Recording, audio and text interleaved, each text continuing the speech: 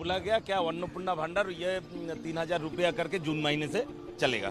तो बोला गया क्या अन्नपूर्णा भंडार ये 3,000 रुपया करके जून महीने से चलेगा। অর্থাৎ আগামী 1 জুন থেকেই মহিলাদের ব্যাংক অ্যাকাউন্টে অন্নপূর্ণা ভান্ডারের টাকা ঢুকতে শুরু করবে। ভোট প্রচারে নরেন্দ্র মোদী থেকে শুরু করে কেন্দ্রীয় স্বরাষ্ট্রমন্ত্রী অমিত শাহ বারবার মহিলাদের জন্য অন্নপূর্ণা ভান্ডারের প্রতিশ্রুতি দিয়েছিলেন। নতুন সরকারের প্রথম কর্মদিবসেই সেই প্রতিশ্রুতিগুলি পূরণ করা শুরু করলেন মুখ্যমন্ত্রী শুভেন্দু অধিকারী। সোমবার নবান্নে মন্ত্রিসভার প্রথম বৈঠক ছিল। সেই বৈঠকের পরেই অন্নপূর্ণা ভান্ডার চালুর দিনক্ষণ ঘোষণা করল রাজ্য সরকার। শুধু তাই নয়, ওই 1 জুন থেকেই সরকারি বাসে চললে মহিলাদের কোনো ভাড়া গুনতে হবে না বলে জানানো হয়েছে। 2021 সালের বিধানসভা নির্বাচনের আগে মহিলাদের লক্ষ্মীর ভান্ডার দেওয়া হবে বলে প্রতিশ্রুতি দিয়েছিলেন তৎকালীন মুখ্যমন্ত্রী মমতা বন্দ্যোপাধ্যায়।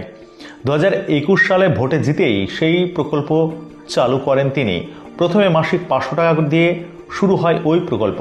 তারপরে ধাপে ধাপে সেই টাকার পরিমাণ বেড়েছিল। পূর্বতন সরকারের শেষ বাজেটে লক্ষ্মীর ভান্ডার টাকার পরিমাণ বাড়িয়ে মাসিক 1,500 টাকা করা হয়েছিল। আর তপশালে জাতি জনজাতি মহিলাদের জন্য মাসে 1,700 টাকা করে দেওয়া হবে।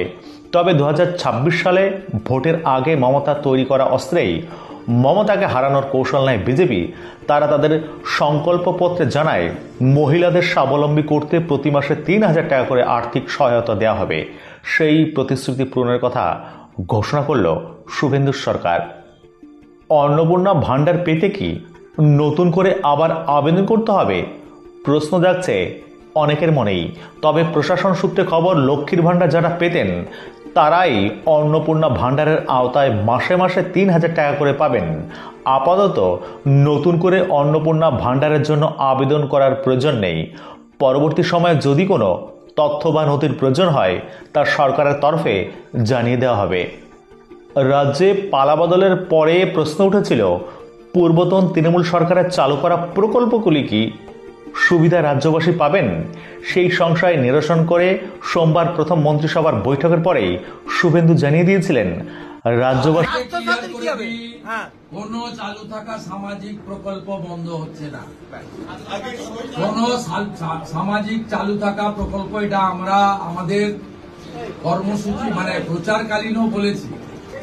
কোন চালু থাকা সামাজিক প্রকল্প সে 30 বছর আগের হতে পারে, 10 বছর আগের হতে পারে, কোন সামাজিক প্রকল্প আমরা বন্ধ করছি না।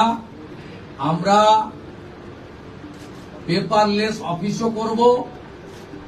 আমরা সমস্ত পোর্টালগুলোকে আপডেটও করব এবং সমস্ত বেনিফিশিয়ারি ডিবিটির মাধ্যমে, যেটা নরেন্দ্র মোদীজির নেতৃত্বে দেশের সরকার করেছে, ডাইরেক্ট বেনিফিট ট্রান্সফারের মাধ্যমে হবে এবং সবটাই স্বচ্ছতার সঙ্গে হবে।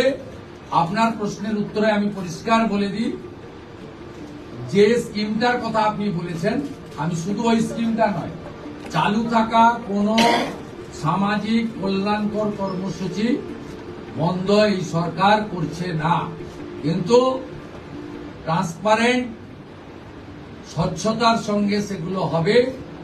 কোন মৃত ব্যক্তি তিনি কোন সামাজিক প্রকল্পের সুযোগ পেতে পারেন না, আপনিও বলবেন না পাওয়া উচিত।